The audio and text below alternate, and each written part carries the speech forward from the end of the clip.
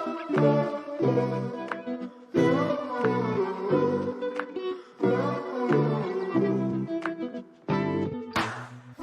and welcome to Have You Got Your Shit Together with me, Caitlin Orion, the podcast that celebrates not having your shit together because no one does. On today's episode, we have Tim Downie. He is an actor, a writer, and an all-round good egg. He's in TV shows such as Toast of London, Upstart Crow, Outlander, films like Paddington, Horrible Histories, and The King's Speech. People say don't meet your heroes, but everyone should meet Tim Downie. He is modest, grounded, generous, so considerate with advice, so knowledgeable, and he's also hilarious. This podcast went places I never thought it could go. That would only be possible with the likes of Tim Downie. Just a little trigger warning, we do discuss an incident that Tim witnessed involving a car accident, so maybe give this episode a skip if that's something that resonates with you. If not, sit back, relax, and enjoy the wonderful world of Tim Downie. Okay, welcome to the podcast. Thank you. Welcome. Thank you so much for trusting me enough to come and delve into it. We shall see, Yeah, Caitlin. let's see whether you have your shit together or not. So, first question. Yeah. On a scale of shit to together, Right. how are you feeling today? Wow. Okay, I would say today, because I have had very little interaction with other people, which has been delightful, and just general stress level. I'm pretty much up there. If we were going to put this on a scale of also numbers, I would probably put it around about an 8 today. It's quite high. Things like, I drove in. Very adult. Very adult. I shouted at some people on the road, which again makes me feel like I know the highway code, you don't. Although it's obviously changed and I probably don't know what I'm doing. But there is a certain level to kind of go, yeah, I know what I'm doing. I might go out for dinner this evening. Things like that. Adult. Adulting at its best. At its highest and most fruitful. So You strike me as a very together person generally, though. that's the glamour that I cast on most people, is that idea that I know exactly what's going on. I can't imagine an extremely stressed Tim Downie. That's most other days. If you speak to my wife, she will tell you a very different story of anxiety-riddled Tim. Today's quite a good day. It's quite chill. In terms of that, then, what would you say having your shit together means to you? I think it's being adaptable. And because I have strived for many years to kind of mould what is around me into the shapes that I wanted. And that, I think, is a road to ruin. Certain things do not want to be moulded. And certain things are what they are. So what sort of things might they be? So, for instance, pretty much everything. So be it like career, or be it just relationships with people, or inanimate objects, things like that. I'm sure we can all relate to sort of having an argument with an inanimate object, just thinking, who put this lamppost here? This is outrageous. I blame the planners who put this lamppost in this, or this tree. Who puts this tree When the world here? is out to get you. Exactly. Yeah. I can't park a car under this tree no. because this is a lime tree, and therefore my car is completely fucked. Things like that, trying to, remold things. I think one of the main things I have learned is to be adaptable and to accept and embrace change, which is easier said than done. And I think for me, actually having kids show you that you have to adapt to change, because kids are going to do exactly what they want. They are like, kind of ethereal beings that will just do and act as just nature and want and need intend. And if you try and go, no, you're supposed to be asleep now between the hours of 1 and 3.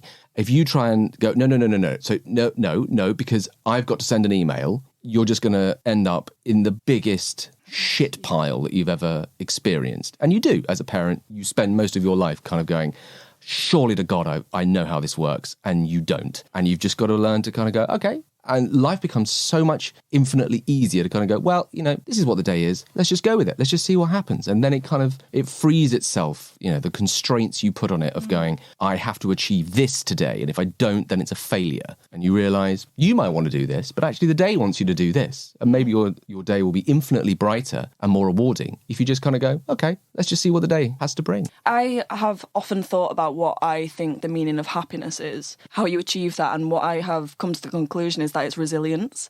Kind of similar to what you're saying. You can't anticipate anything and prepare for it. You just have to be able to shift and change depending on what's thrown at you. Absolutely. You have to be adaptable. You have to kind of think, okay, whatever skill set I may have, employ it, use it. Just kind of, that's just what the day brings. It's very, I suppose, it's very Taoist, is that flow of life and not fighting it. If you fight it too much, you will dam up. It reminds me as well of something that someone said to me once, where if you go into something expecting someone to change or hoping that someone might change, the only person that's going to change is you. No, I think that's very true. And I think we can all learn from that. Very, very much. I did ask you to prepare one thing, and it's an object that makes you feel like you've got your shit together. Right. Do you know what it is?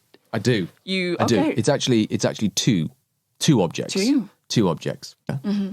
Very young, maybe about sort of, I don't know, 8, between the ages of 8, maybe like 14. I assumed that every single parent had their shit together, because they obviously must do. They have a kid. You've got to be able to deal with shit, because they've obviously got another little life to kind of move around and deal with. And, they have things like, they have a car. You have a car. Yeah. You have a car to then, you've got a car and a kid. Mm-hmm. You can, choose your own clothes. Yeah. You can maybe get a mortgage, or you're paying money in order to do stuff that your mum and your dad don't have to do for you. Do it on your own. So I assumed, well, every parent has their shit together. They must do. That's just an absolute given. Yeah. And now as a parent, you realise that's just bullshit.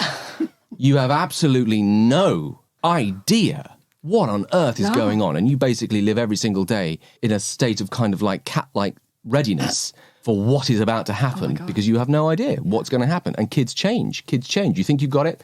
Great. 6 months in, no, they've changed. They've grown. They've adapted. And you have to do... So my two objects would be my two kids. So outwardly, people would look at me and kind of go, well, he obviously must have his shit together. And the two things that they do is, one is that my eldest has... the apple never falls far from the tree, has taken it upon herself to write little mini plays. And she'll write plays, and she'll write the dialogue that she will say and what her sister will say. And then she will divvy out the parts and help her little sister with, this is what the line is, this is what this is, and this is what this is. And they will perform these little plays. They go off script, and it does get a bit long, but they do that. And the youngest one has started to play drums and is actually... pretty bloody good, I must say. For a 6-year-old playing drums, pretty good. Yeah. So I will look at that and say, well, outwardly, people would assume, well, he's obviously got his shit together. I think one of them's writing plays, and the other one's playing drums. Yeah. But I've got absolutely no idea what is going on. How did that happen? My youngest was watching, I think we had on like the Beatles. I think we were watching the Beatles documentary, and she was fascinated by by rhythm and by beat and by kind of like, that's really good. And I'm always tapping on stuff. I'm not a drummer by any stretch, but I'm always tapping on stuff. And we love music, and music is always on. And she just kind of picked it up and went, I think I want to do that. Can I do that? I was like, yeah, you can play drums if you want to try. Thinking it's going to be, this is just going to be a fad. She's going to be so cool. Female drummers are known to be the coolest. Aren't they? Yes. Exactly. And they're also insane drummers. They're always absolutely insane. Yeah. But she loves it. She can do it. She thrives on it. And I go, you're really good at this. And that kind of syncopated beat and kind of finding a beat, even if you lose it and finding it again, you go, that's absolutely amazing. Yeah. So that is a big thing. Yeah. And then my eldest writing plays, I think it's just because she is constantly coming into the kitchen to hear Dad muttering and talking to himself in different ways and repeating. Oh, I should maybe say like this or like that, or maybe it sounds better like this, or in an accent or in a voice, or shouting at the kettle because this particular bit needs to be shouted, and therefore how does that sound? And things like that. So I think it's just that osmosis of just, we live in a house of just books and music, and it's all around us all the time. So I think they just kind of drink that in, and it comes out in new and artistic ways. But it's funny because you've said to me before that your kids aren't necessarily interested in the fact that you're an actor. No. They're not at all. I think it's quite a bizarre thing to kind of get your head around, because there are so many jobs that require you to be at a desk. It doesn't matter what the job is. You could be a lawyer, but you'll be at a desk. You could be working in the police, and you will have to do desk work. So there's an assumption that that's what you go and you do. You go to an office, you go to a desk, and you do that job. The idea, much like when I was like 5, that you can learn some words, which kids do really easily, and then perform it, and that be a job? Like, that's a job? Like, other adults will pay you money to do that, to basically mess around or to play an emotion that is just kind of fun and liberating to do. The idea of something as kind of esoteric as that is just baffling. So I think for a long time, they just kind of thought, I don't know what you do. Yeah. You do what I do. Like, I do what they do. Like, they play around and they create little worlds on a carpet. And essentially what I'm saying to them is, what you're doing there, that's what your dad, this adult who's supposed to have his shit together, that's what I do for a living. And that is what gives you food and clothes and all of those kind of things. And I think that it took a long time to get their head around that that's what I do, and it's different to every other parent in school, and it's just a very different way of spending your time and your life. You know. So when you were saying that they are the objects that make you feel like you have your shit together, they're obviously not objects, they're two beautiful little children. Thank you. Did you feel responsible immediately and terrified? All of those things. Yeah. All of those things. The pressure from them. It's the oddest sensation that one day you can just be a couple and you're in your house or you're in your flat and it's just the two of you. And it's quite quiet. Or if you want to put music on, you can. If you want to watch TV, you can. If you want to go out, you can. If you want to, have some people over at a moment's notice, you can. And then the next day, you will bring something into the house that totally and utterly changes everything. Yeah. Everything. Your view on life, your protective nature, just everything. Money changes value suddenly because it's not just about, I'd quite like to go and get this. You have to kind of provide for something else. It becomes very altruistic because you are then going, well, I'm doing this for you. I'm not doing this for me anymore. I'm doing this for you so that you can thrive and bloom and do everything that you will then will want to go on and do. Yeah. But even when our kids were born, you would walk out of the room and just have a little kind of discussion and walk into a room and go, what the hell is that? What on earth is that?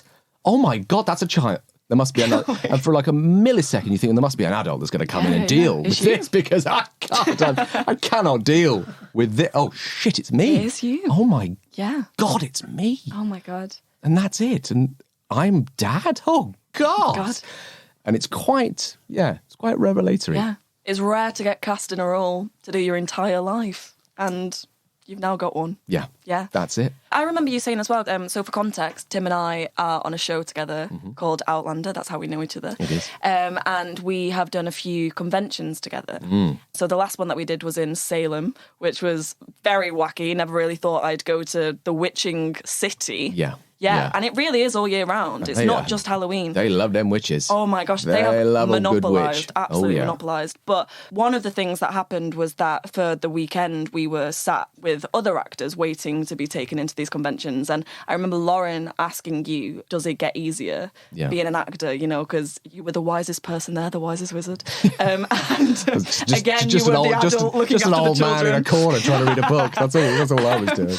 And I remember you saying at the time that it was your children actually that kind of changed that dynamic a bit because no longer were you doing acting for yourself, which can sometimes feel quite egotistical. Yeah. Or you were suddenly thinking, you're the reason that I'm doing this, and it changed the dynamic for you in that sense. And it frees you. That whole thing frees you from that thing of what success means. That's a question that is said a lot. What does success mean? And it means different things to different people. Like, you can grow up in a village and just want to marry the girl next door and just have a very nice, quiet life. Yeah. That could be success. That's that couple's, that's their success. That's all they ever wanted. They have achieved it. That's a success. And so then once you get kids, well, for me anyway, success changes because success then is, I want the best for you. And if I can provide that through whatever it is I am doing, then that's a success. That's a success. They're happy. They can do things that they want to do. Yeah. And it's liberating. It's also quite daunting because you then go, I've got some people's lives in my hands now that I haven't quite factored in. Anyway, it doesn't matter. It'll be fine. But it is very liberating because it does lift a lot of kind of things that you would put on yourself. But that is when the desk job would feel more secure if you were just going in 9 to 5 every day. Yeah. I mean, obviously things can get taken away at the drop of a hat, but with acting specifically, it fluctuates so much that it's very hard to think 10 years in the future. Absolutely. But as actors, I think as actors, you are naturally adapted to change, because if I was working a desk job, you go, well, I could sit in this job for 30 years. Yeah. I could just do that. Or there is a very specific kind of gradient that I will go up. I will spend X amount of years doing this. And then if I hit quota or I, hit the quarterly marks, my progression within the company will go up in grades. Whereas acting doesn't do that.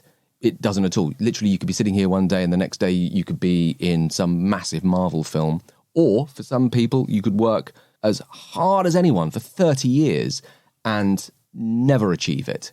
So you've got to be adaptable. Or you can, 40 years into it. There's no rhyme or reason to it being age. Absolutely. It's mad like that. Yeah, it's an insane job. But therefore, you are naturally ingrained to be adapt. You have to adapt. You have to kind of think, okay, well, if this isn't working, I'll change angles. I'll change something else. I'll try a different tact. I'll try other things to see what works, what suits me. Am I ignoring what I really want to do and what I really am best suited at? Because actually I see myself as this, but actually in reality, I'm this. Yeah. And that's quite revelatory as well. All those kind of questions are very interesting, especially when they suddenly kind of hit you and you kind of go, oh, this is a turning point. This is a moment I need to pay heed to.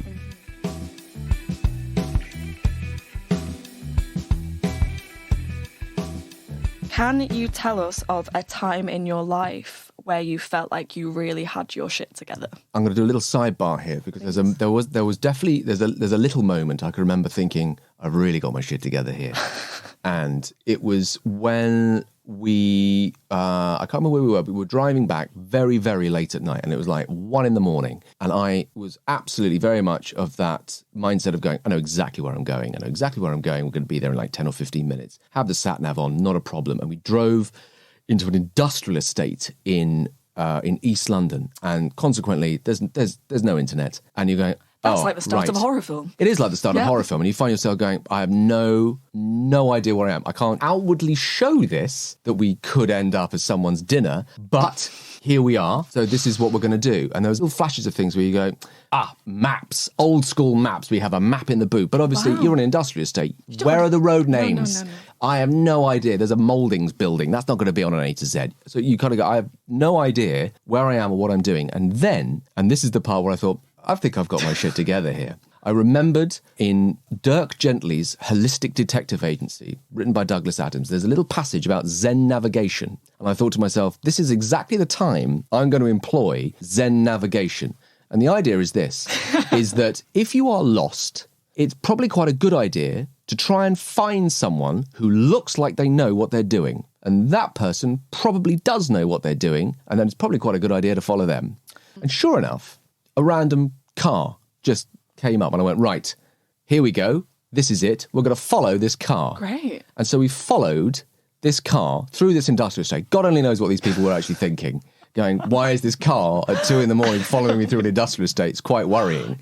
But sure enough, it then kind of weaves its way around all these things. And I'm thinking at this moment, I think we might be someone's dinner now. I think I've literally taken us to the mouth of the beast.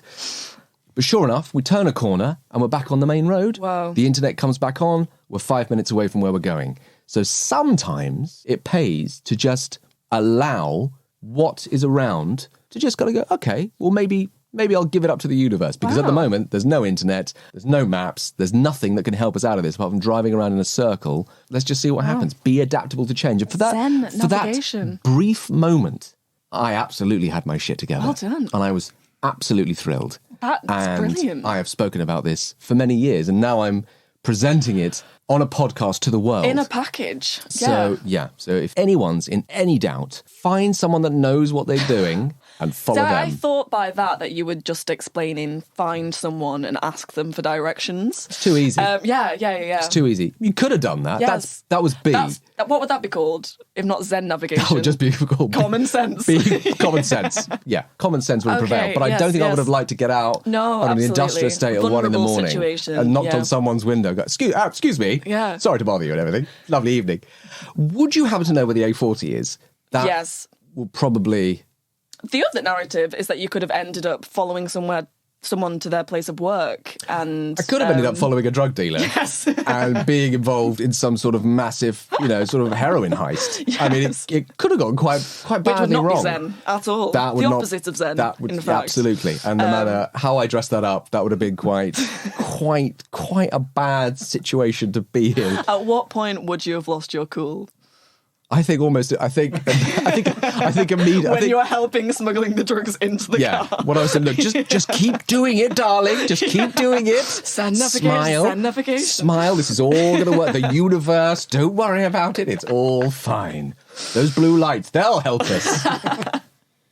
Can you think of a time in your life where you felt like you absolutely did not have your shit together? Okay, I have nearly drowned 3 times. Twice in the sea and once in a swimming pool. And on the first occasion in the swimming pool, I absolutely thought I had my shit together. I was snorkeling and was doing quite well. You followed a shark doing some Zen navigation. Absolutely. I thought, he'll know where to go. Yeah. And I ended up in Neptune and it was all very wonderful. And and I remember that occasion then deciding, well, I'll just dive down to the bottom of this pool. And what I'd done was I'd taken that little rotary propeller thing out and then dived down. As I dived down, breathed in and took a lungful of water. Oh my gosh. And so then I went from being, my shit's together, I know what I'm doing on this lovely, warm, sunny day in Margate, to I could die now. Whoa. I think I might be, yes, I am dying. I'm dying now. And I remember a lot of people say that drowning is the most peaceful. And it is, because you go from absolute panic, and then suddenly it just goes. So you got to that point? Got to that point. Oh I remember just God. looking up through the water and seeing sort of legs appearing on the edge of this pool going, wow, this is a funny way to go, isn't it? Isn't this odd? Oh Look, my God. There's that person. And there's another person. Oh, yeah. And here I am. Well, I had quite a good run, I guess. And then was yanked out of this pool. And then, compressed, and suddenly you're back in reality and everything hurts and noise comes back and all of that. So you'd think you'd learn from that. And then there was 2 other times in the sea. Once, which was on, I thought I could surf, and I can't. There seems to be a lot of dangerous water sports that you're participating in that perhaps you should reevaluate. It's because I thought to myself, well, much like falling off a bike, maybe if I get back on the bike And upgrade. maybe then I will then conquer, 1, the fear, and 2, the mastery of said activity. This didn't happen. Although I'm now of the mindset that the sea doesn't want me. So maybe that's a good thing because it's had its chance. You're a 3 land times. mammal. I'm totally. I'm not good on water. Water doesn't want me in it or near it. And I'm happy with that. Gosh. Having nearly drowned 3 times. I think So that's what happened good. to the surfing? We were in southern Australia Yeah. and we were in a place called Torquay. And there's some big-ish waves. And so we were kind of, messing around on the edge, just kind of get a sort of balance. And we went, okay. Now, what they don't necessarily tell you, or they do tell you, then you forget, is that the riptides at that part of the world are ferocious. Wow. So you could literally have your feet on the ground, jump up like 3 inches, and you'll be 2 foot further into the sea than you thought you were. So you're kind of doing that. And then suddenly you realise, wow, the coast is quite a way, quite a distance now. Gosh. And then you mix that with, you've got to get past the breakers out into deeper water where it's stiller. So because we hadn't gone that far, we were just in that breaker bit where the waves would just come over and bang you and you get whished around in that washing machine and then kind of spat out again. But they were coming so frequently that as soon as you came up, you'd be hit with something else. And so I just could not get breath. And also you were being dragged further and further out. So then you are thinking, sharks. Sharks are going to get me. Oh my God. Follow the sharks. Turn navigation. But then some random surfer saw me, pulled me out, put me on the board, and then I kind of paddled back with my tail between my legs. Wow. And went, I think I'm done for the day. It's not for me. I think that's fine. I think I'll just go and have a nice lolly on the beach. Wow. And so, I had a similar experience actually in Greece. I went with my family to, I think it was like Corfu or something, and we hired a car for a day and we drove to like the most scenic beach. Like it was everywhere. It was like #1 beach. Everyone's had to go to it. And we parked like high up and you could look down it and it was absolutely gorgeous. Yeah. But Mum was like, why is no one in the sea? we're like, dunno, let's go in. Go in, and the same thing happened. Like, I just got absolutely battered, and it was like a washing machine. It's and terrifying. I remember having that moment of being like, this is death. This is me gone. This is it. The icy hand of death is upon me. Well, how will I be remembered? Yes. I don't know. Well, the egotism comes in. How will I be remembered? God, I do hope they repeat that episode of Wallander that I was in. That would be useful. Well, to Drowning, that is... Yeah. So there was definitely those moments of, oh, I can do this. I'm really good at this. Shit together. To then suddenly realising, no. Do you have a fear of water now? Oh, yeah, absolutely. Yeah. Although when my kids learned to swim, I then had to reevaluate that fear of going, well, I don't want to instill that in them. Yeah, so yeah. again, it's change and adaptability of going, I absolutely fucking hate getting in a swimming. I hate it. Yeah. I hate the idea of getting wet. I hate the whole kind of thing. I've got to get out. I'm going to get dry. Oh, it's awful. I hate it. Putting socks on, dreadful. But I think, well, I don't want to instill that in them. So I will play the part of, no, this is nice, and I will get in. And now they swim like fish. Yeah. Me, still like a rock in the corner, just sat there going, I'm not getting in. No, I'd rather sit here. And it's good if you can train your kids to save you, you know. There you go, you see. Now there's someone who has my best interest and that will jump in and save me. Dad's floundering again. He's floundering like some sort of beached whale. So 3 things that make you feel like shit. That's tricky. Only 3. Only 3. One would be not knowing what I'm doing, even though that whole idea of adaptable to change and things like that is, there are certain things that I think, okay, we're going to do this, and this. And then if that changes for whatever reason, I find it difficult to then adapt to that change, to kind of go, okay, that's not going to happen now, and I don't know when it will. Okay, all right, I'll have to change to that situation immediately. Yeah. Like if I have a run up to it, like going, okay, this isn't going to happen, or this, you go, oh, okay, that's fine. But if it's an immediate thing, I find that, oh, that's not great. I have so many friends who feel similarly, and I think COVID was such a battering for that. Yeah.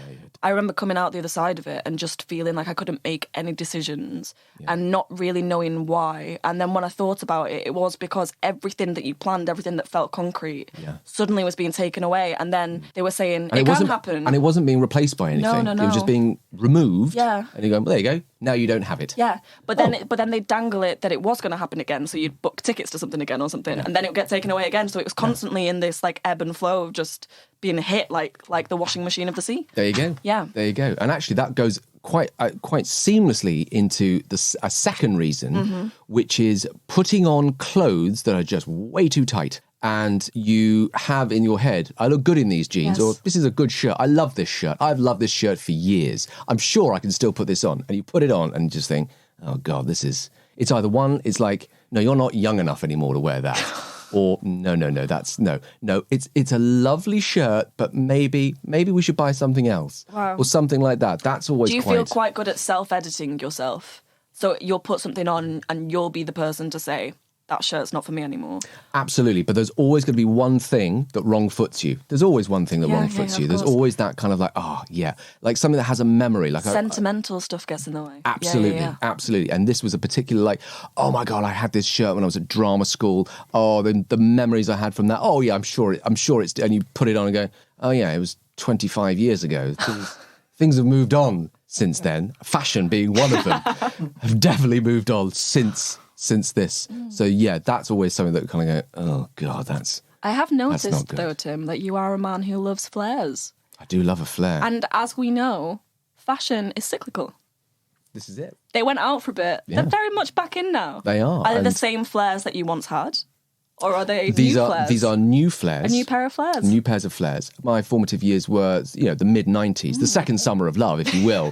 96 to 97. Glorious. Height of Britpop. Oh, what a time to be alive. Glorious. And there are certain fashions that were around in the mid-90s that you now cannot wear as someone in their mid-40s. You could definitely get away with it as someone in their 20s, but being like, hey, that's kind of cool and kind of retro. But wearing kind of shirts that would have been worn by someone in Saved by the Bell is not really the look of someone who's going to go, but you're an adult now. This is very odd. Yeah. Like, I can remember as a kid having a Global Hypercolor. Do you remember those? Global Hypercolor, one of the worst. Oh, let me enlighten you. Tell me more. Global Hypercolor were T-shirts and shorts and things like that would change colour with your body heat. Who decided? There's lots of mugs like that, right? Yeah. You imagine wearing that. Wowzers. So you imagine just sort of like, well, it's quite a hot day. So in other words, you'd be wearing a blue T-shirt and it would turn yellow in the bits of you that were Surely hot. sweat stains would have been an issue. Global hypercolour. Wow. This was a big thing in the 90s. Look at that. Look, I can see. Yeah. Oh my gosh. There you go. Let's see. Just the weirdest. Oh, it's like tie-dye, but where your sweat is. But where you've sweated. Wow. That was a fashion thing. Let's hope they do not come back around. And I had a global hypercolour almost set, i.e. T-shirt and shorts. Wow. So you can imagine the embarrassment of having global hypercolour shorts. Do you know what? I think I've said too much already. I think we all need to poke out our mind's eye. Yes, I think so. It's uncomfortable even remembering it. Oh my gosh. But I've never heard of that before. And there's a good reason for that. It died. Some things should stay buried. They really should. But yeah, global hypercolour. So yeah, that. One final thing that makes me feel like shit is when you are absolutely sure that you have a fact right. Yes. You are 100% sure. And you are, so much. And you're excited and there's a conversation going on and you're thinking, oh my God, I'm absolutely going to rule this conversation because I'm going to drop this fact bomb and people here are going to go like, are you absolutely serious? That is an amazing thing. You, sir, you should be a professor. Or something like that, and you drop it in, and within seconds, either somebody else goes, no, that's not true, or they'll go, oh, I should really Google that. Ah, yeah, they said it was true, but actually it's not true. And because you've set yourself up on such a pedestal, and you're so excited that, oh, this is going to be great, and this is going to be amazing, and you've just been reduced to the state of an ignoramus, and should sit in the corner or at the back of the class with a dunce's cap, and how dare you even come into an adult conversation with that rubbish. I think I'm quite guilty at always wanting to be right, and so much so that if someone says something, I'm like, no, you're absolutely wrong. What are you talking about? And then when I get proved wrong, it's just the worst thing ever. It's so bad. It's absolutely so bad. But I'm always wrong. I don't know why I keep entering into the battle. One day it will pay off. One day it'll pay off, and it'll pay off big. Oh, so big. It'll be so sweet and so good, and it'll make all those other failures, it made them nothing on the battlefield of But I kind of double down, facts. Even though I feel the doubt starts to creep in when someone kind of questions it, but I'm like, no, I will be right. Google is wrong, my friend. Oh, gosh. Simple as that. Awful. And also, is that other thing as well of a similar thing. It's when you're in an argument or, you're having a heated debate about something, and someone will just kind of end and they'll walk off and you'll go, oh. And then the French have a saying for this. It's called the wisdom of the staircase. And it's when you leave a conversation and you're just about to walk upstairs and you go, oh, I should have said that. That was so good. That was so clever and cutting. Yeah. And that would have just ended it. And I would have ended like, boom, thank you. I can leave in this blaze of glory. Yeah. But you've completely forgotten to say it. And you've only just remembered it when you get to the bottom of the stairs. Oh my gosh. The wisdom of the staircase. That's amazing. But you are a man of many facts, though. I would give you that. Just don't Google. When we were just walking don't around Google Salem, them. I know, you could have told me so much I could have told you about so Salem. much rubbish. I've been telling everyone about that. My God. Hey, while I've got you, if you like what you're listening to, do us a favour and share us a little love. Follow or subscribe to us wherever you listen to your podcasts. You can leave a review and share far and wide to spread the word. You can also find us on social media. Thanks. So to counter that then, 3 things that make you feel like the shit. 3 things. When you make, or when I make my kids laugh uncontrollably, because it's such a pure thing. Yeah. Kids laughing is so unfettered by anything. It's just non-cynical. It's just, if it's funny and if at that moment it just gets them, that is one of the greatest things in the world, because you know it comes from that immediate place of, that's really funny. Yeah. And that's one of the greatest things. And it does give you that little, okay, yeah. It must be the most legitimate laugh you receive as well, because you're a very funny man. Thank you very much. But when it comes from your children, they don't have to laugh at your jokes. They can be cringed out very easily. Oh God, they've had enough. They have enough. They have enough of all of that rubbish. But when it hits and they go for it and their little faces are red with little tears, you go, yep, done it. My work here is done. I don't need the staircase anymore. I left it all on the dance floor. So yeah, that is definitely something where you kind of go, yeah, okay, that's some good shit right there. Yeah, you can dine off that for days. Yeah. Another 2? Well, going back to what we were saying earlier, when you drop in a fact and it's absolutely the correct fact, and people are really, and you go, and they go, tell me more. And then you can go, well, I shall. And you can just regale them with some unbelievably bizarre left field fact of something. Yeah. What would you say your best fact is? Oh, now you're talking. There's just so many. They kind of clog the doorway. You're a human encyclopedia. There's just so much. Oh, this is quite fun, and this could fall into the other category of that's not true. I don't know about that. But for instance, I was reading about why women's clothes don't have pockets. Pray tell. Yeah, now you're interested. Oh, okay, you're talking my language. And there's two theories. There's one which you'll know instantly. That's the one you like. And there's another one which could possibly be the truer of the two. One is because of mass production, it's much easier to make dresses or trousers on large scales if you don't have pockets, because you're not hand sewing things anymore. So just making an outline of a dress and sewing it is a lot cheaper and quicker to make. The other one, which is the one I like, is to do with witchcraft. Excellent. And it's the fact that women, they took away pockets in like the 17th century because women would hide spells and other things, or what was perceived as like you're hiding things from the menfolk. So men took away pockets from women's clothing, so you couldn't hide anything. Wow. One of the conversations that we have as the women on Outlander quite a lot is how you have to earn your pockets. Because in the first series that you started out, I didn't have pockets. I don't think Katrina did. Sophie didn't. Yeah. And I think by their third season, pockets were sewn into... Because obviously, we're not actually in the 17th century anymore. Like, we have phones, and when we're not filming, we like to scroll, like anyone, like the menfolk. Absolutely. So by about the third season, you earn your pockets. Yeah. But I wonder if it's they just thought that we'd all be casting spells on the Outlander set. I mean, there are witchy things around constantly. There you go. From the past. Wow, that is a good fact. It's a good fact. That's an excellent fact. It's a good fact. I don't know which one of those is true, but I much prefer the idea of I find it hard witchcraft. to believe the first one, because men, it's the same with men. You all have jeans being made all the time, and you've got pockets. Absolutely. And mass producing shirts, for instance, that's got a pocket in it. Very shirt has a pocket. Exactly. Yeah. Can't be that difficult, which makes me then think that it's just a hangover from that period. And another one to do with garments is why women's buttons are on the other side to men's. Like a men's shirt buttons this way and a woman's shirt buttons the other way. And the reason being is that men would dress themselves and women would often have someone who would dress them, which is why it's on the other side. Wow. Excellent fact. Excellent fact. Excellent fact. See, now I really feel I've got my shit together. And now I will disprove you, and we'll see what happens. Now, the goddess Google will now prove that to be wrong. I'll allow that to exist within the room. I like those facts. Good. Okay, so then one final thing that makes you feel like the shit. That makes me feel like the shit.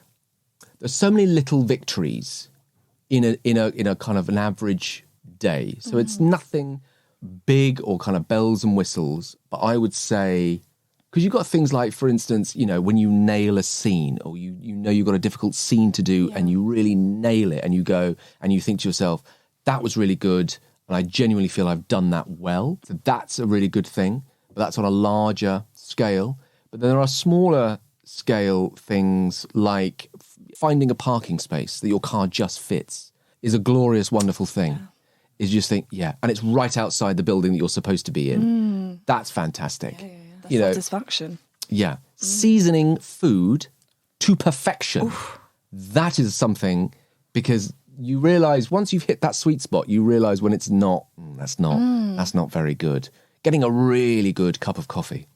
That is a glorious thing. Buying one. Either buying one or making it. Oh, yes. And just getting it going. That is temperature. Sweetness. Yes. Everything about this is perfect. It doesn't happen all that often, which makes it all the sweeter when it does happen. Same as parking spaces, same as foods. Those little victories in a day. And I think, genuinely, those are the things that people should pay more attention to.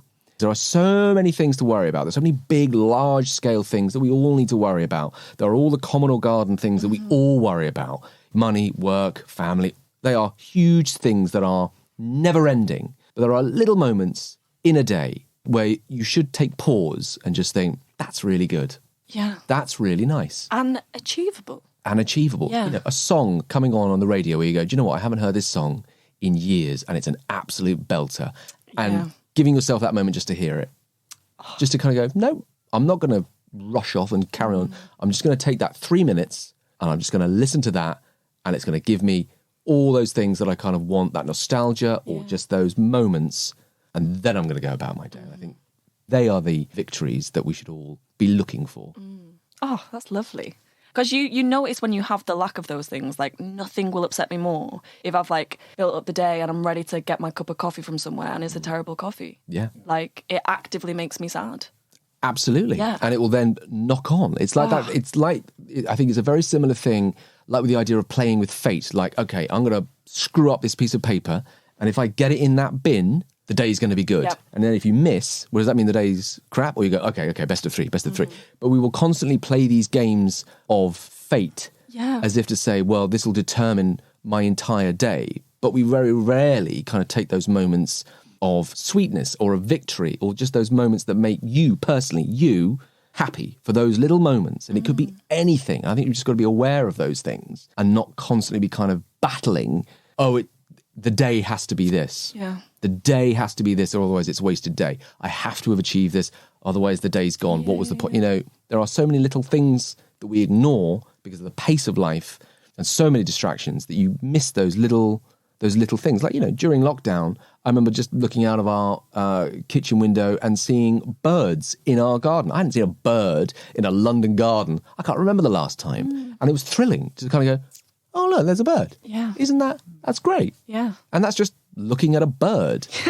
But how nice that was to just give you that moment and not be cynical and not be kind of overly like, oh, God, all right, fine, yes, great. Well, it's just being present, isn't it, it seems. I find that sometimes when I'm like walking around London, and sometimes I'll just look up and I'll be like, what wonderful architecture, or look at that bird. There's a heron over there, how mad. Like, kind of brings you back to yourself. Taking the chance to kind of go, I wonder what this shop is or this building is. Yeah. I'm just going to go and have a look.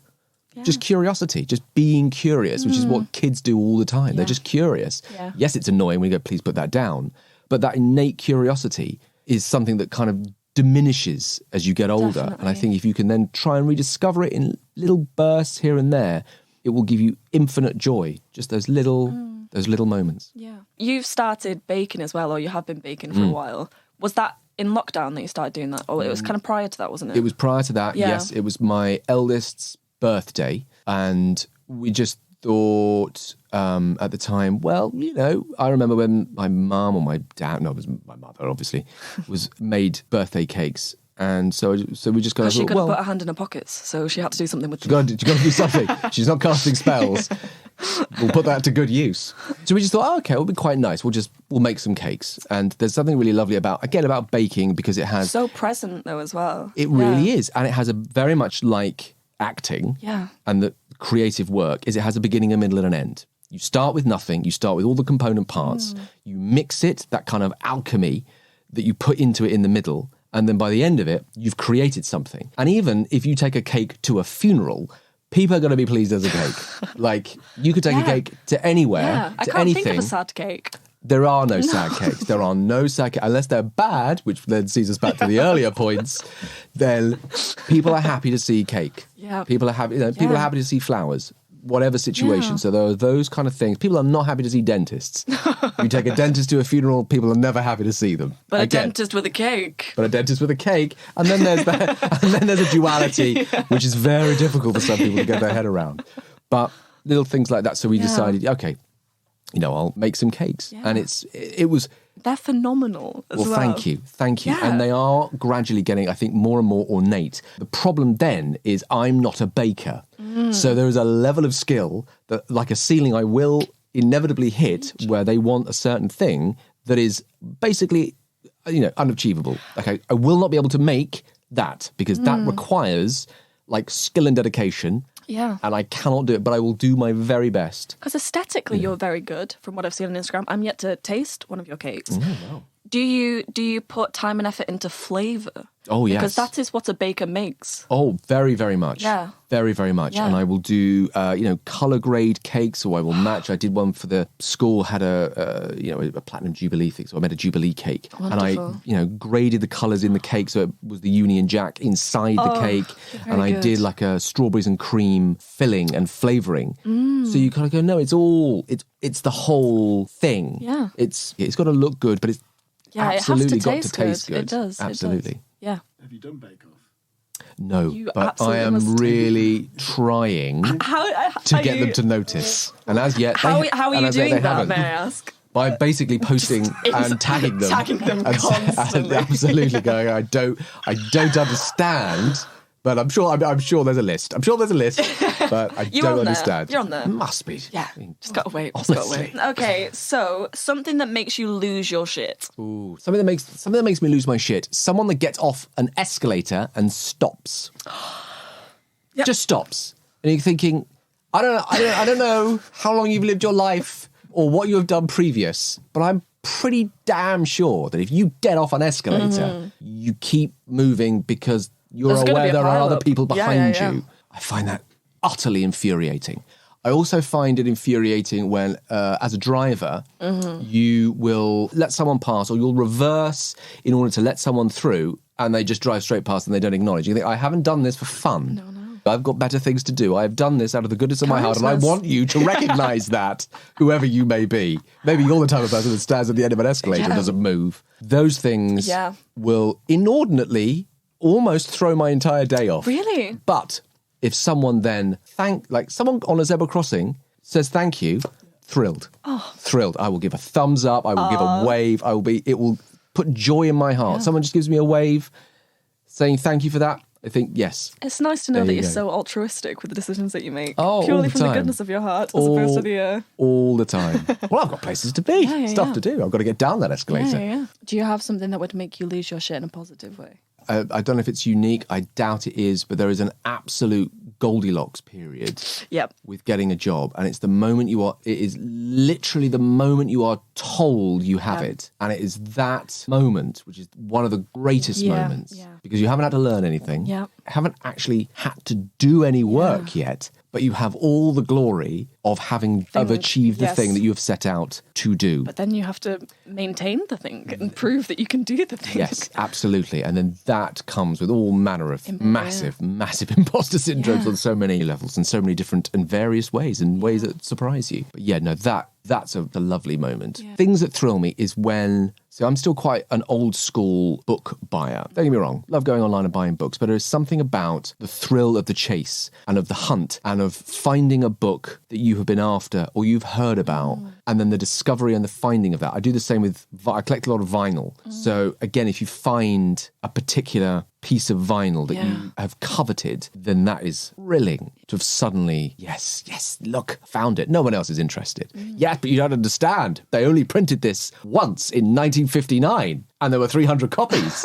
and that was it. And then they didn't reprint it again. Where's everyone going? Where's everyone going? This is amazing. And it costs 50p. It's incredible. What a day. Or here's one actually. I remember the very first time I saw the Taj Mahal. Let me explain. Please. The Taj Mahal, I say the Taj Mahal, or I say Big Ben, and you instantly know what it is. You instantly know what it looks like, the shape of it, the colour of it. You know exactly what it is. It's a very well-known kind of communal garden thing. You kind of know what it is.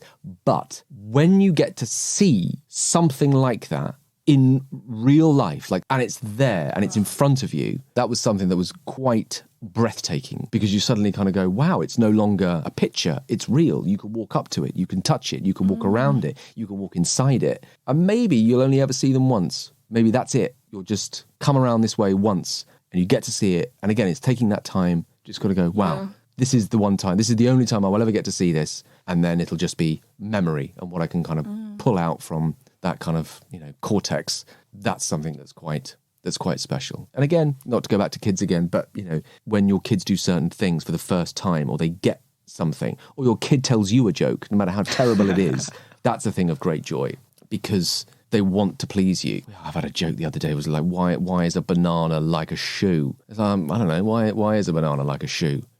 Because they're the same shape. And you're going, right? Oh, I thought it was going to be Okay. like a slipper. Oh, no. No, that made sense to me. I thought too highbrow, I think. Welcome to the world of kid jokes, where things make basically toilets hilarious, Yeah. poo hilarious, or just weirdness. Why did the chicken cross the road? Why? You tell me. Things like that. You go, that's not a joke. That's not a joke, but it's funny. You're the joke in that This situation. is just crazy. Like, I'm being made a fool of now. But yeah, so Wow, that's very cool. they thrill.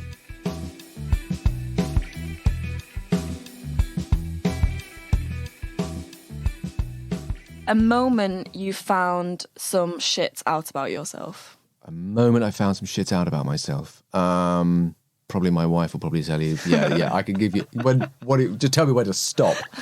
I'll just keep going. So many moments where that has definitely happened. And touching on what we have earlier, thankfully, there are no photographic evidence of any of these mistakes. They will be locked away in drawers or ceremoniously burnt as they absolutely should be. Very tricky, Caitlin. Very, very tricky. There have certainly been moments where I've always thought that I was good at something that you then suddenly realise, no, you're not very good at that. And then the worst part of that is the acceptance of realising, yeah, actually, you're right. Do you know what? I'm not very good at that. So what might that be? Like, that kind of thing of when you're growing up and thinking, yeah, I think I'm going to have a singing career. I think that will be my thing. And then realising my desire actually outweighs the black and white talent that is actually needed to push that through, to even make it palatable for other people's ears. Yep. Things like that. That's really tricky. Within myself, there have been many revelatory moments. I remember one, which is many years ago. I think it was about 14 or 15. And I remember seeing this quite horrific car accident as we were driving home one night. And, absolutely awful. It was a drunk driver, hit another car. There was a family in the car. Cars are spinning. It was on a country lane. Car embedded itself in a tree. Horrendous. And because we were the first car there, we kind of got out to kind of make sure everything was okay.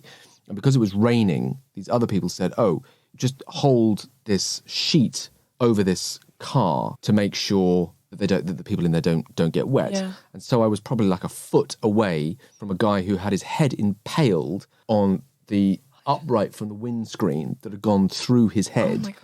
And the family that were in the car, the baby in the back and the wife didn't know this, but I knew this because I could see it, and I could see that this is not a good thing. Very harrowing. Yeah. And I had completely blocked it out for years. Yeah. Didn't even think about it, wasn't even a thing. And I remember then years later with my wife, and then mentioning something, and then just kind of throwing in this story, going, oh yeah, I remember this accident happened. It was horrible, a lot of blood everywhere, and all that kind of thing. Her saying, that's the root as to why you do that. Wow. And I can't remember what it was, but it was such a kind of big thing, and I think it was a certain way I'd always like approach things or a certain kind of reaction to, but never put the two together. And then just that phrase of, oh, I think that is related to that kind of almost went, well, I've got to go and sit down in another room for a second, because I think that's such a huge realization. I think that could be why I approach things within that certain way. Like, things would be very finite, and if you don't do it now, then it's done, it's finished. And it was having that finality and having that difficulty with change, that if you did it, you'd never do it again, is because of going back to seeing that you were just driving home, chatting, bang, suddenly that's it. Yeah. And it was that realization of, oh, wow, okay, that can happen. You've seen it. But it doesn't always happen. Yeah. It's a thing that happens, but it happens rarely. You hear about it a lot, but actually it occurring is a rare thing. Yeah. So you can't live your life on thinking that that's going to be the end. If it doesn't happen today, it's never going to happen. That's it. So therefore we must scrub that. And you can't get too emotional about that thing at that time, because chances are that won't happen. Chances are things will go on. Yes, it may or may not happen, but if it is, then it's out of your control. Yeah. And so again, it goes back to that relinquishing of being able to be adaptable to change. Absolutely. And not seeing it as literally like black and white. Yeah. So that was quite revelatory. Definitely. And something like that is so huge to witness. And yet you do have to continue living. Things can't stop. Oh, yeah. After having seen something like that. But that will be there. Yeah, absolutely. In the decisions that you make. You still get back in your car, you still drive off, you still go home, you still wake up the next morning, you still go to school. Yeah. You still do all the things that just kind of go on. Yeah. You know, and you drive back that way the next day and it's all gone. And then you just kind of take the same route, you go back the same way. Yeah. Things just go on. Definitely. So, yeah, but it's not letting too many things dwell and drag you down with it. And that kind of canker become the all-encompassing reason why you do something. Yeah. You know, you have to kind of look at it and kind of probe it a little bit and move it around. Wow. Okay. The shittest piece of advice you've ever received? Oh, there are absolutely countless. They are literally countless. Like, don't button up a shirt if you're going to put it in a cupboard, because if you then have too many clothes in that cupboard, then it'll pull and the button could come off. I have never heard that Of course before. not, because it's a shit piece of advice. Who told you that? It's my dad told me that. My dad has so many bits of advice. Literally, you look back and go, really? But I've done that for years, and I've even, again, much like those facts, have gone, oh no, you don't want to button your shirt, because then when you're pulling it out, it could pull the button off. And literally everyone has had the same face as you, and you have gone, really? That doesn't sound like a real thing. I've just noticed that your button is down, and then I started to wonder that perhaps the button is not there anymore. This is it. I have a whole row of shirts with just one button missing where the exact same thing has happened. Wow. So yeah, little things like that. Perhaps your mum was going around cutting off the buttons and putting them in her pockets. I wouldn't put it past her. Putting it in her That was a pockets. spell that Exactly. she'd cast. Pockets full of buttons, that woman. Cursed shirts. Oh, unbelievable. That makes a lot of sense. Nah, That do you know is what? terrible I need to make a advice. very Yeah, quick phone call. Yes. That's terrible advice. Yeah. Oh, God, there are so many pieces of advice you just think, that's bullshit. Now you look back on it, like that whole idea of, well, if you don't do it now, then it's gone. I realise that to be absolute bullshit. Yeah. Just in so many things. Things are so cyclical, things come back around. You never really get one bite of the cherry on anything. Mm-hmm. It will come back around. You make your own luck, you make your own work, you do all of these things. It isn't by chance. You could kind of put things to chance if you want to, but you've got to realise that if you do kind of throw things up to chance, then you've got to expect bad as well as good. Chance isn't just good luck. Chance could be bad, you know. Yeah. So you can't just rely on things like that. God, yeah, there's just been so many bits of just terrible advice. I'll think of some more, because there's bound to be more. My father used to give me absolutely dreadful advice, but little things like that. Oh, don't put those two shoes together, because if you put two shoes together, they'll rub, and therefore it'll take the you go, what? Well, how else are you supposed to put shoes down? Dad had a real fear of clothes. It seems. Clothing was a big thing. Clothing was a big thing. Maybe, I mean, that's a whole other story, I'm sure. Yeah. But yeah, weird little things that you kind of pick up, almost like those kind of classic old wives' tales. Where you kind of go, well, you know, if you're wearing a jumper now, like that whole idea of don't wear a coat inside, you won't feel the benefit. I wear a coat inside nearly all the time, even in the summer months. In protest. Because of that. And I've barely noticed any difference. I've felt the benefits wearing the coat inside as much as wearing outside straight away. Well, the benefit of wearing it inside is just you look cool and it's very stylish. It's just the whole outfit is complete if I keep it on. If I take it off, it's just going to ruin. Yeah. But yeah. Shit you wish you'd known sooner.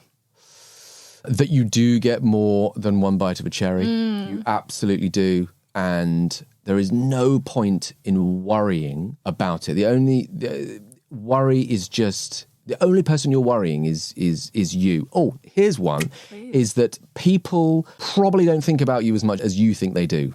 That whole idea of going, well, I've absolutely embarrassed myself in that I've told this fact, and these people are now going to be thinking about this fact, possibly for months, years.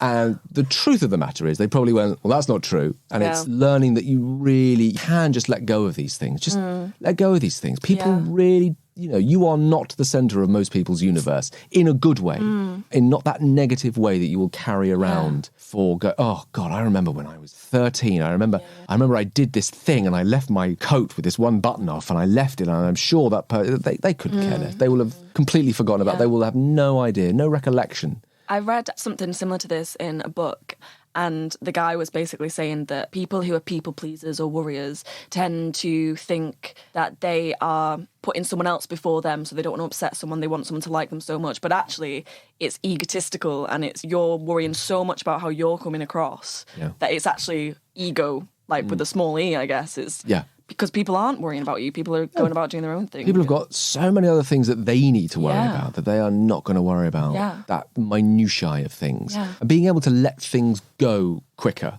would be good. So the classic, I should have done that casting differently. That should have been like this. You can Do you think beat you've got yourself better up. at that? Yes, I think I absolutely have got better at that because of the realization that this one casting or this one job that's not the zenith of your career. This one casting for this one thing It's not the only is not going to make or break you, and you are never going to see the light of day again. That's just one thing in a myriad galaxy of other things that will happen. And that assumption that by doing a certain thing will glean a certain thing, I've realised is probably never the case. The thing that you will get from most experiences is never actually the thing you think you are going to get. So for instance, you do some big project or something and you think, right, this is it. This is the one that's going to absolutely launch me, and it doesn't. That doesn't mean that isn't a success. You were probably meant to do that job because you met this person who you then might not speak to for 6 months, but then suddenly just happen across again, like in the street or on social media or on something else. And you just kind of go, actually, we get on really well, actually. This is rather nice. And that was the reason for doing it. Not this. It was dressed as this, but actually it's this. And it's being open to all of that kind of rich tapestry of things and not making assumptions that the thing you want it to be isn't actually what it is, if you see what I mean. So it's managing that assumption of what a thing is. Yeah, and staying adaptable. That's the key. Yeah. There's the absolute key. Be adaptable to change, be open to change, and just kind of and evolve with it. Just kind of go, okay, that's what it is. This nicely brings us to the shit shot that I asked you to prepare. So for context, a shit shot is a picture or a photo that perhaps you've taken, perhaps someone else has taken, and to an outward look, it would look like you have your shit together, but at the time, you didn't. Oh, yes. Yeah, so this is a photo that was taken, I would say, 20-odd years ago. And it's of me and some friends, and it was the opening night of a play that I was doing. And it was the first play, I think it was the first play I did since leaving drama school. And if you were just to see this picture in the middle of this group of friends that have come to see this opening night of this play, in the foyer of the theatre, so there's like, kind of like an audience kind of still buzzing around. I'm holding a flower. I don't know why. Obviously, someone's bought a flower to say, well done, and here's stage, a flower. obviously. Exactly. Yeah. Of course. So I'm holding this flower. I'm in the sort of just the slight left of this group. And then there are all these kind of friends and everything else like that. All now, if you were to look at this photo now, they're all hugely successful in their own way. Like some are actors and musicians and doctors and lawyers. And you would kind of look at this group and kind of go, wow, this is a group that have definitely got their shit together. I mean, you can just kind of tell the kind of youth and vitality about this particular shot. This is an important sort of photo. This is definitely people who have got their shit together. When in reality, it's the furthest from the truth that could be. At that point, I'd done a few adverts. I was the lead in a kids series. But consequently, since then, nothing had caught. Nothing was happening. Nothing was really... There was no momentum what age whatsoever. Was this? I was 20, around that sort of age. I was young, maybe... Yeah, about 20 years ago. So maybe about between 20 and 25, something like that. Maybe 24, something like that. Yeah. So just when you kind of... The expectation in your own mind is that I should be here, and if I'm not here, I'm failing. Which was exactly, if you were to look at that photo back then, you would look at it and wouldn't know that that's what's exactly in your head. And probably everybody else in that photo are all thinking the same thing. Like now you would look at it and go, yes, but that's that, and that's this person, and that's this person. But at the time, I think when I was getting paid like £100 a week, I was working in a bowling alley because I'd seen Kingpin and assumed, because that's cool. Yes. And then in the day, I was doing like telemarketing somewhere in East London. And so it was kind of dreadful, yet at the time it was a job, that holy grail that actors want to be able to go, yes, I'm a working actor, even though you're earning jack shit. Yeah. But it's a job and it's something to kind of hang where you are at that time together. Did you feel a lack? Like, did you feel all those things? Or is it now just looking back, knowing the trials and tribulations that you've been through, that you look back at that and think, oh, God, I didn't. But at that point, did you feel like you had your shit together? Oh, absolutely not. No, I felt I was absolutely like Winging it. in deep water and in very, very much winging it, kind of thinking, I have no idea if this is the right career, if I'm doing the right thing. I did not imagine I would see myself just doing this at this point. Yeah.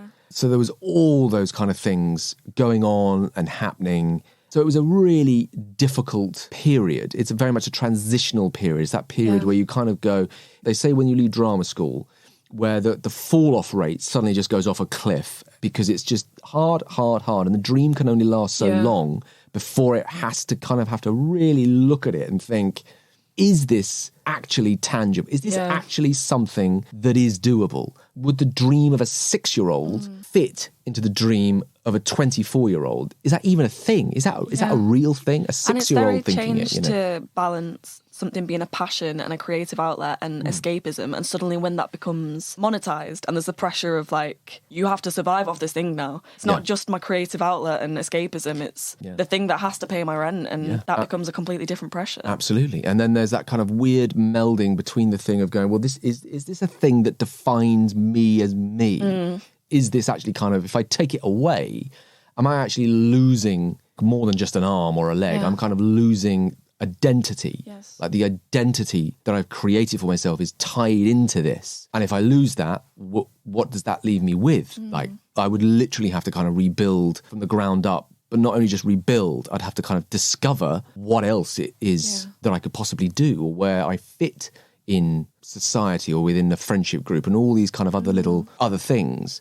It was a very tough moment. And I would love to say that it was after that and through this kind of, enormous soul searching and this kind of, the darkest night and all of that, that sort of like next year I then landed there. But it never happens like that. It was like another 4 years probably of just kind of middling stuff, bits here, bits there, not really anything, nothing really catching, nothing really happening, that you're still going along that line. And then almost kind of out of nowhere, something then catches. And it's then when you're not looking for it, it's almost like a relationship. You're not looking for it, or you don't quite know still what it is that you want to do. And something does suddenly catch. And then you realize, oh, hang on. Yes, that's a groove I can be in. And sometimes I can remember for years thinking, well, acting's got to be difficult. Acting has got to be hard, because if it isn't hard, then you're not doing it right. It's got to be tough, and it's got to be absolutely. You've got to throw your emotions on the floor. You've got to be in absolute bits, and if you're not in bits, and if you're not methoding it, and if you're not kind of living in a back of a car or anything for your art, then you're not doing it right.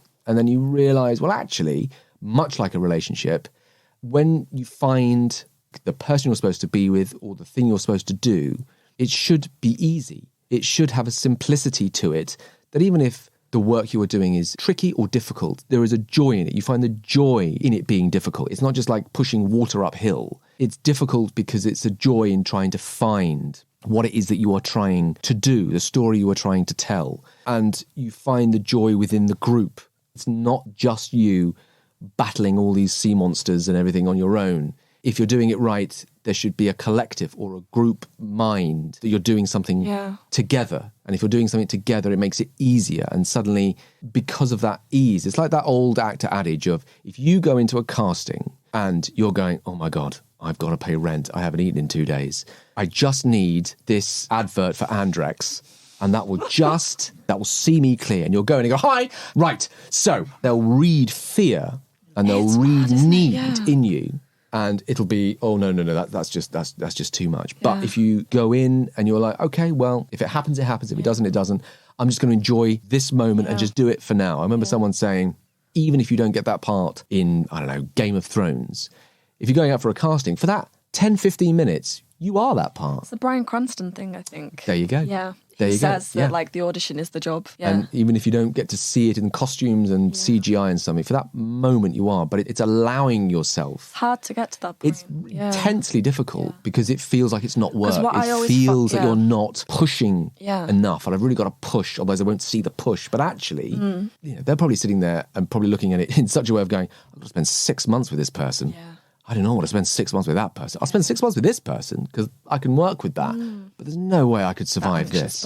It's hard though because you do get given information when you're going up for auditions that are like, you'll be filming in Bali for 6 months. And you're like, fuck, I really want that. Yeah. Oh, there are so They give you too many. much information, actually. They Don't should keep tell that me. to themselves. Absolutely. And there are many things because you that are can't going, help but imagine just sipping a coconut in Bali. don't tell me how much this is worth. Yeah, no. Don't tell me I don't where it's wanna know. filming. Yeah. Don't tell me who's in it. What channel it's going to be on. I'd rather not know. Just give me the script, I'll read it, and then I'll go and do it. I don't want the expectation You of, can't wow. help but... We've got active imaginations as actors. You can't help but... Well, this is it. Yeah. Oh, yes, I can. Yes, I'll do well in Bali.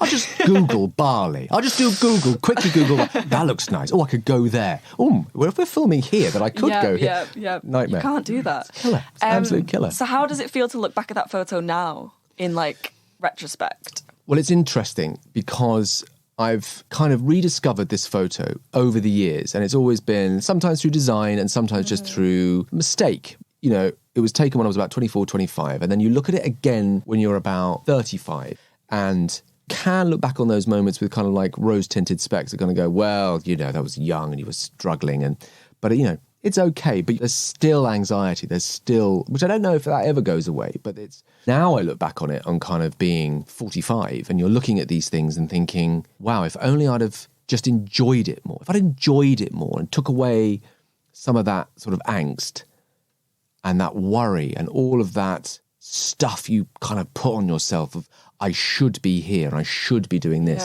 which is basically everything outside telling you, well, if you haven't done this by the age of 24, then it's never going to happen. If you haven't done this by the age of 29, ooh, that's now you're getting old, or now you're doing this, or now you're doing that. And none of those things matter because it can happen at any point. Any point, something can happen. Great writers haven't written their magnum opus till they were... one of my favourite books, Jules Jim, by the French writer Henri-Pierre Rocher. He didn't write that book till he was 93. Wow. 93, wrote 2 books. And that is now like hailed as one of the greatest novels in French literature. 90. And there are so many great things that just kind of happen at the time they're supposed to happen. Yeah. And it's hard to kind of allow that. And it's being able to kind of weigh up those things of being not lethargic about things, working towards it, but not being anxious about where it should be. It will be where it needs to be, and you just have to be aware of that and work towards that, I think. One of the nicest things that I've heard is worrying is like suffering twice. So try and get rid of the worry because otherwise, because if it happens, deal with it then. And then like you'll suffer then, but don't extend that by going round and round your head about things. Because I think I do that a lot, definitely. You're so anxiously trying to, you have so little control over this career that you're constantly looking for something tangible and the worst case scenario, and actually maybe just imagine the best case scenario or just take it a day at a time. Yeah, absolutely. There are certain cultures that say that time, like we have this idea that time, the future is in front of us and that the past is behind us. But there are cultures that believe that time is behind us and the future is in front of us. And the way they view it is, well, we can't see the future. So obviously the future is behind you because you can't see that. We've lived the past and we can see the past. So obviously the past then is in front of you. Yeah. So how could you be looking at the future if you don't know what that is? So is that how you view time and what time means and where you should be on that scale of time is a very difficult thing to kind of get your head around. Like, quantum physics talks about time. There is no past in grand quantum time. It is just one thing. We are just experiencing one thing. The idea of time is man-made. It's just you believe my childhood was back then. Yeah. When actually in reality, there probably isn't much difference between, it just happens. We're just in the middle of a happening. Yeah. So if it happens, it happens. And if it doesn't, well, it might happen at some other point, at some other It's quite moment. nice to relinquish the control. It is. It is. Which is about what you said at the beginning, Flexibility. This is it. And it goes all the way back again to Zen navigation. Zen navigation. This is it. And if all else fails, find someone that knows where they're going and Follow them. And follow them. Just live their life. Just do that. Yeah. Okay, so Tim Downie, have you got your shit together? Oh, absolutely not. Oh, there's absolutely no way. There are moments. There are things. You know, my kids are happy, I think, and that for me, again, talking about what is successful and having your shit together and that kind of thing. And I look at them and I think, well, if you're okay, then I'm doing something right. When you arrived, you didn't know who I was, nor could you speak or eat on your own or anything. And now they can do all of those things. And they are then beginning to discover things that are unique and strange to them, individuals. And that's really wonderful. So yeah, there are certain moments when I find a parking spot. Yes. When someone walks down an escalator and moves to the right or left, I think, yes, good on you. Good on you. Yes. Well done. That I'm impressed with. So yeah, little things like that. Or when someone lands an absolute gem of a fact and you go, oh, that has pleased me no end. And I'm now going to listen to Wonderwall.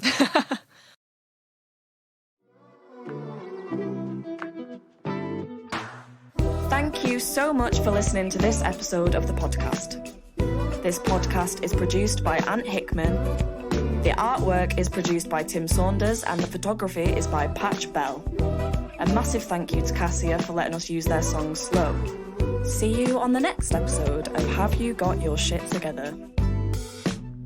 Now and then I'm just a little bit low. I always try to lose my mind in a conversation with you.